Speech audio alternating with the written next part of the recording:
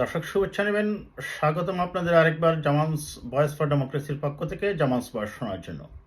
দর্শক, আপনারা হয়তো ইতিমধ্যেই জেনেছেন যে বাংলাদেশ থেকে প্রায় ৩০ জনের মতো বিভিন্ন ব্যাংকের এমডি আমেরিকা সফরে যাচ্ছেন।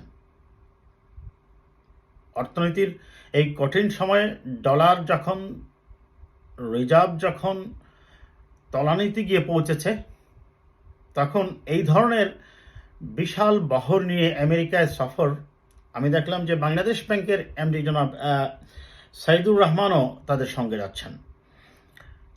এই ধরনের সফর কতটুকু সফলতা নিয়ে আসবে? কারণ খুব স্বাভাবিকভাবে তারা যে কাজে যাচ্ছেন, হ্যাঁ, তারা যুক্তি দেখাতেই পারেন। তারা গিয়ে সেখানে প্রবাসীদেরকে সেখানে তাদের মধ্যে প্রচারণা চালাবেন যে যাতে করে তারা দেশে অর্থ প্রেরণ করেন বৈধ এবং ব্যাংকিং চ্যানেলে, যাতে করে রিজার্ভ সমৃদ্ধি হয়। কিন্তু প্রশ্ন হচ্ছে, এত বিশাল বহর এই ডলার সংকটের কারণে যাওয়াতে তাদের যে খরচটা, সেটাকে তারা একবার মাথায় রেখেছেন?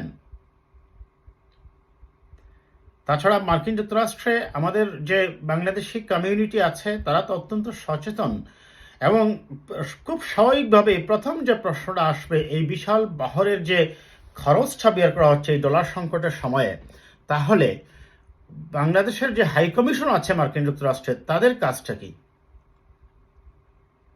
তাদের কি এই দায়িত্বের মধ্যে পড়ে না যে বাংলাদেশি কমিউনিটিকে সেখানে তারা উদ্বুদ্ধ করবেন এবং বাংলাদেশিদেরকে প্রপার এবং ব্যাংকিং চ্যানেলে এবং সরকার কর্তৃক ঘোষিত যে প্রণোদনাগুলো দেওয়া হচ্ছে, যে বোনাসগুলো দেওয়া হচ্ছে, এগুলো সম্পর্কে সচেতন করা, সেমিনার করা, সভা করা, এটা কি বাংলাদেশ হাই কমিশনের দ্বারা সম্ভব হয় না?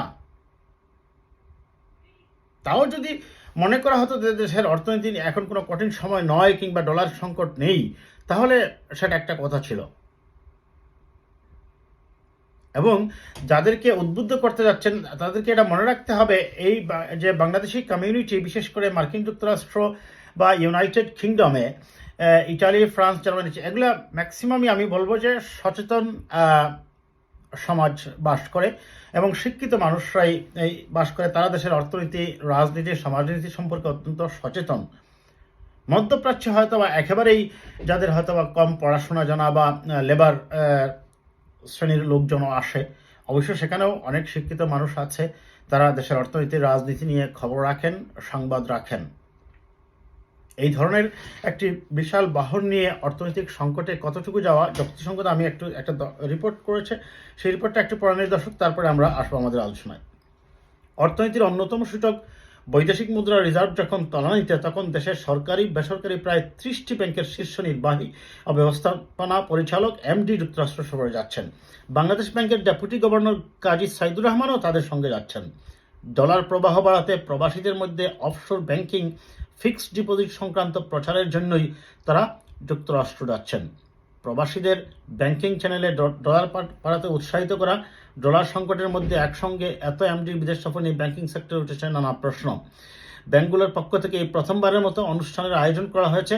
একদিকে একযুগে যুক্তরাষ্ট্র যাওয়া নিয়ে নানা ধরনের আলোচনা হচ্ছে সামাজিক যোগাযোগ মাধ্যমেও। এদিকে ডলার সংকটের কারণে রিজার্ভের পতন ঠেকাতে পারছে না কেন্দ্রীয় ব্যাংক, এতে উদ্বেগ এবং শঙ্কা দেখা দিয়েছে। বর্তমানে রিজার্ভ কমে দাঁড়িয়েছে $2,377 আর আন্তর্জাতিক মুদ্রা তহবিলের হিসাব পদ্ধতি BPM-6 অনুযায়ী রিজার্ভ এখন $1,832 কোটি। যদিও সেখানে ব্যবহারযোগ্য রিজার্ভ হচ্ছে মাত্র $13 বিলিয়ন, কিছুটা কম, যাতে পরিস্থিতি আরও সংকটময় হয়ে ওঠার আশঙ্কা তৈরি হয়েছে। ফলে প্রকৃত রিজার্ভের অর্থ দিয়ে 3 মাসেরও আমদানি খরচ মেটানো যাবে না। ডলার ব্যয় করে যুক্তরাষ্ট্রে যাওয়া নিয়ে একটি ব্যাংকের এমডি জানিয়েছেন, তারা যুক্তরাষ্ট্রের ডিপার্টমেন্ট অব জাস্টিসের আমন্ত্রণে যুক্তরাষ্ট্রে যাচ্ছেন। ওই কর্মসূচি শেষে কয়েকজন এমপি অফশোর ব্যাংকিং আওতায় প্রবাসীরা যাতে দেশের ব্যাংকে ডলার জমা করেন তা নিয়ে প্রচারণামূলক অনুষ্ঠানে যোগ দেবেন। দেখুন দর্শক, সেই অফশোর ব্যাংকিং এর আওতায় প্রবাসীরা যাতে প্রপার ব্যাংকিং চ্যানেলে টাকা প্রেরণ করে, এই কাজটা তো বাংলাদেশের হাই কমিশন ওইখানে করতে পারে এবং সেখানে হয়তো বা বাংলাদেশ ব্যাংকের একজন বা দুইজন এমডি যেতে পারেন। এই 30 জনের বিশাল বহর নিয়ে যাওয়ার কি প্রয়োজন?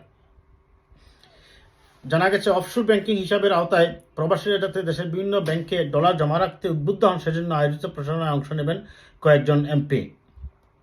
এছাড়া অর্থ পাচার প্রতিরোধ সংক্রান্ত একটি অনুষ্ঠানে কয়েকজন এমডির যোগ দেওয়ার কথা রয়েছে। সূত্র জানায় আগামী 24 মে নিউ ইয়র্কে একটি হোটেলে অফশোর ব্যাংকিং বিষয়ে প্রচার অনুষ্ঠানের আয়োজন করা হয়েছে। যাই হোক, আমি আর সেগুলো পড়ছি না। এখন দেখুন, প্রশ্নটা হচ্ছে আপনারা যে কাজে যাচ্ছেন, যে পারপাসের জন্য যাচ্ছেন, সেই পারপাসটা তো সার্ভ করার জন্য সরকার জনগণের ট্যাক্সের টাকায় ওইখানে একটি হাই কমিশন রেখেছে। এবং মার্কিন যুক্তরাষ্ট্রে বিশেষ করে আমি বলবো, এবং ইংল্যান্ডে যারা থাকে তারা নিশ্চয়ই সচেতন অংশেরই মানুষ। তারা এইটুকু বোঝেন দেশের অর্থনীতি এর চাকাকে সচল রাখতে হলে কিভাবে প্রপার চ্যানেলে টাকা প্রেরণ করতে হবে।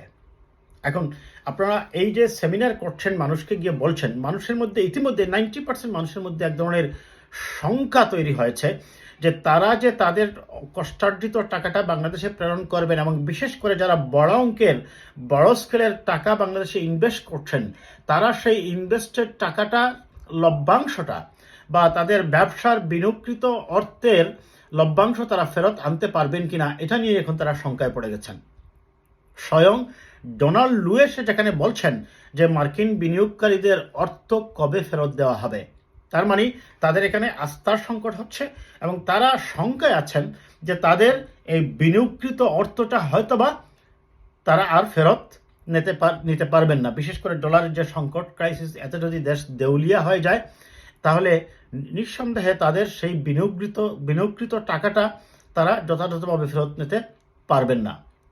আর সেই কারণে এই সংখ্যাটা, এবং বিশেষ করে প্রবাসীরা বিদেশে অর্থ প্রেরণ করতে বা ইনভেস্ট করতে তারা এক ধরনের শঙ্কায় পড়ে গেছেন। আমি ব্যক্তিগতভাবে যদি বলি, আমি বাংলাদেশে ইনভেস্ট করার ক্ষেত্রে আমি আগেই চিন্তা করব, খুব স্বাভাবিক, যে আমি যে ইনভেস্ট করব সেই ইনভেস্টটা আমি পরে আমার লভ্যাংশটা বা আমার লাভের অংশটা নিয়ে আসতে পারবো কিনা, এবং আমি যথাযথ আইনি সুরক্ষা পাবো কিনা। মানুষের মধ্যে যতক্ষণ পর্যন্ত আপনি আস্থা তৈরি করতে না পারবেন, মানুষের মধ্যে যদি আস্থার সংকট থাকে, তার বিনিয়োগকৃত অর্থ যথাযথ প্রক্রিয়ায় বিনিয়োগ করে ফেরত পাবে কিনা, কিংবা সেটা লুটপাট হয়ে যাবে কিনা, কিংবা ব্যাংকিং চ্যানেলে আবার সেটা ফেরত আনতে পারবে কিনা, এই আস্থা যদি আপনি তৈরি করতে না পারেন, তাহলে এইভাবে সেমিনার করে এবং বিশাল বহর নিয়ে বাংলাদেশ থেকে ওইখানে গিয়ে যে অর্থ খরচ করা হচ্ছে রাষ্ট্রের, সেটা সম্পূর্ণই বিফলে যাবে বলে আমি মনে করি। কাজেই মানুষের মধ্যে আস্থার সংকট সৃষ্টি করতে হলে আগে আপনাকে রাজনৈতিক আস্থা তৈরি করতে হবে, মানুষের অর্থের নিরাপত্তা নিশ্চিত করতে হবে। ব্যাংকিং যে দুর্নীতিগুলো হচ্ছে, ব্যাংক যে একের পর এক দেউলিয়া হয়ে যাচ্ছে, কিংবা ব্যাংক যে একের পর এক একীভূতকরণ হচ্ছে, ব্যাংকের তারল্য সংকট দেখা দিচ্ছে, মানুষ তার চেক নিয়ে গিয়ে তার টাকা উত্তোলন করতে পারছে না, আপনারা এই জিনিসটা আগে এখানে সমাধান করুন। কারণ এই জিনিসগুলো যখন মার্কেটে আসবে, মিডিয়ায় আসবে, মানুষ কিন্তু শঙ্কিত হয়ে পড়বে। আমি আবারও বলছি, আমি ব্যক্তিগতভাবে ইনভেস্ট করার আগে 3বার চিন্তা করবো, আমার টাকাটা তো আমি এখানে ইনভেস্ট করলেই বলো। হ্যাঁ, এখানে একটা ব্যাপার হচ্ছে যে হয়তো হাই রেটেড ট্যাক্স পে করতে হচ্ছে, কিন্তু তারপরেও মানুষ তার অর্থের নিরাপত্তা চায়। কাজেই এইরকম বিশাল বহন নিয়ে সফর না করে আগে রাজনৈতিক, অর্থনৈতিক এবং সামাজিক নিরাপত্তা নিশ্চিত করুন, আইনের শাসন নিশ্চিত করুন, গণতন্ত্র নিশ্চিত করুন, জবাবদিহিতা নিশ্চিত করুন। তবেই মানুষ প্রপার এবং ব্যাংকিং চ্যানেলে অর্থ পাঠাবে এবং বাংলাদেশে বিনিয়োগ করবে। ভালো থাকবেন দর্শক।